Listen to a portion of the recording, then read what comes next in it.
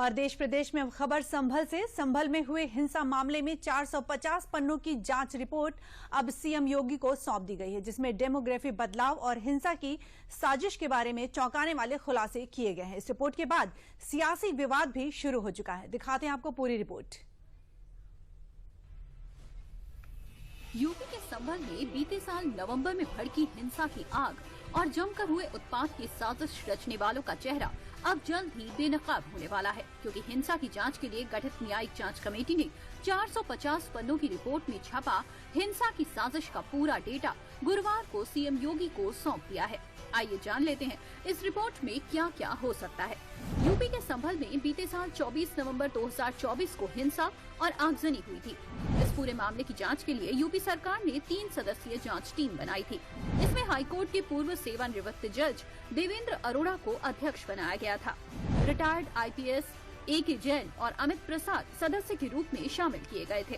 गुरुवार को हिंसा के मामले में गठित कमेटी ने सीएम योगी को 450 पन्नों की रिपोर्ट सौंपी है। इस रिपोर्ट में 24 नवंबर 2024 को हुई हिंसा के बारे में बताया गया है। साथ ही संभल के इतिहास में कब कब कितने दंगे हुए और उन दंगों में क्या क्या हुआ, इसका भी विस्तार से जिक्र हुआ है।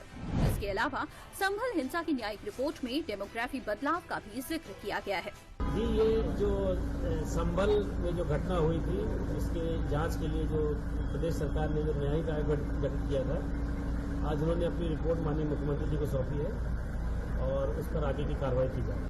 वहीं संभल हिंसा पर आई जांच रिपोर्ट में डेमोग्राफी बदलाव पर हुए खुलासे के बाद अब इस पर सियासी विवाद भी शुरू हो गया है और सपा और बीजेपी के बीच वार पलटवार का सिलसिला चल निकला है।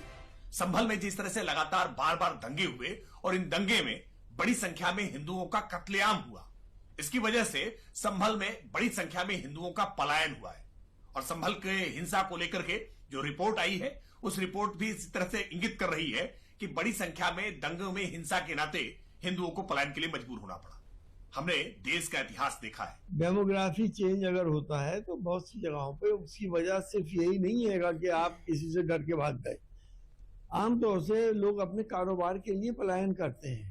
बहरहाल अब ये रिपोर्ट सीएम योगी के हाथ में सौंप दी गई है और माना जा रहा है कि इस रिपोर्ट में जनपद संभल से जुड़े कई गंभीर और चौंकाने वाले तथ्य शामिल किए गए हैं।